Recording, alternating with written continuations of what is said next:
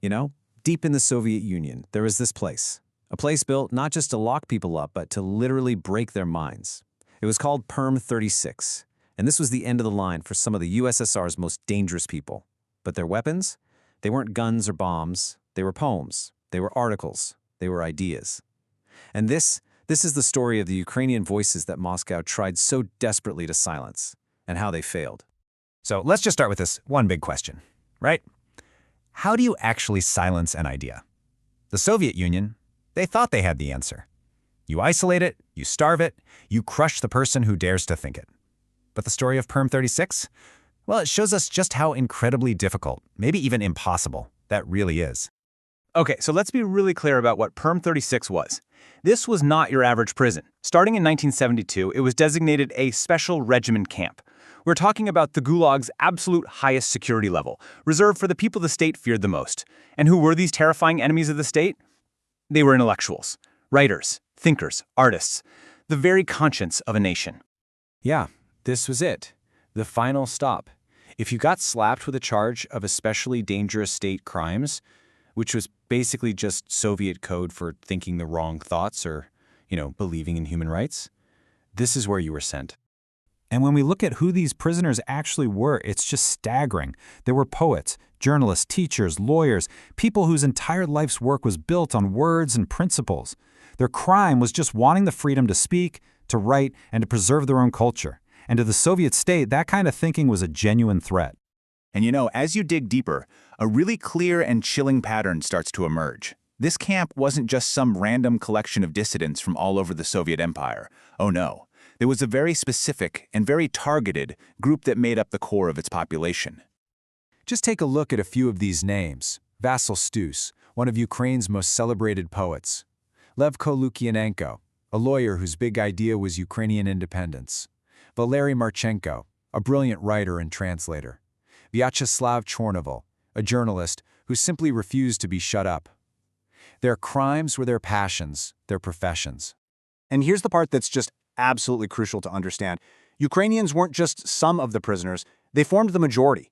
This was no accident. This was a deliberate, focused campaign to try and decapitate the entire Ukrainian dissident movement by locking away its best and brightest minds in one single, brutal, remote place. Now, to really get what was happening in there, we have to go beyond the statistics. So let's zoom in on two incredible, deeply personal stories. Stories that really show the only two ways out of Perm 36.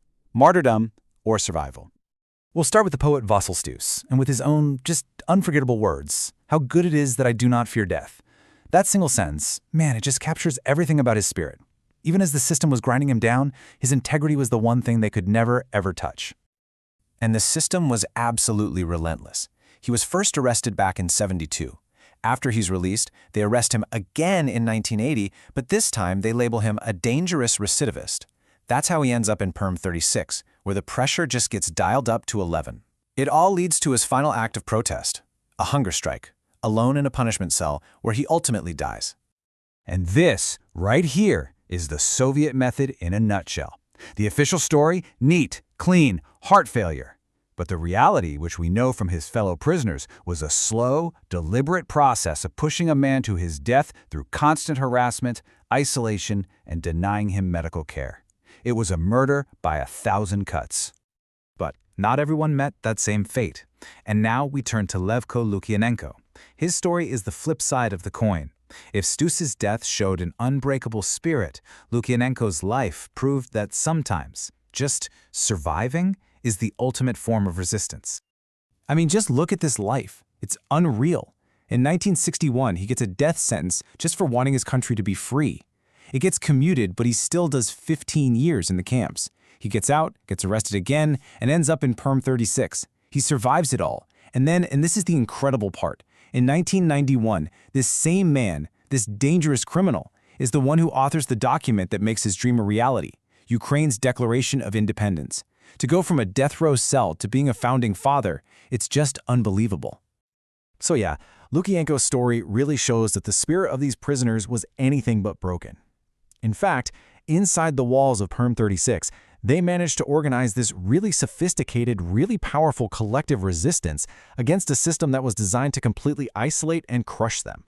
So, How'd they fight back with no weapons? Well, they used what they had left, their minds and their bodies. Hunger strikes were a desperate but powerful tool. They flat out refused to sign fake confessions. And crucially, they built this incredible community of learning and support, basically turning the prison into a university of dissent. And most importantly, they wrote. They documented everything. They actually created an information pipeline right out of the Gulag. I mean, think about how dangerous and painstaking this was. Step 1, document every single abuse. Step 2, figure out some ingenious way to smuggle these tiny handwritten notes out of the camp. Step 3, get them into the hands of Western media and groups like Amnesty International. And the final step? Turn their own suffering into real international pressure on the Kremlin. They literally weaponized the truth.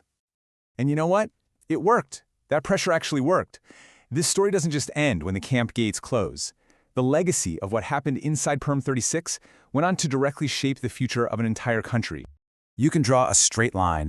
1989, the USSR is starting to crack.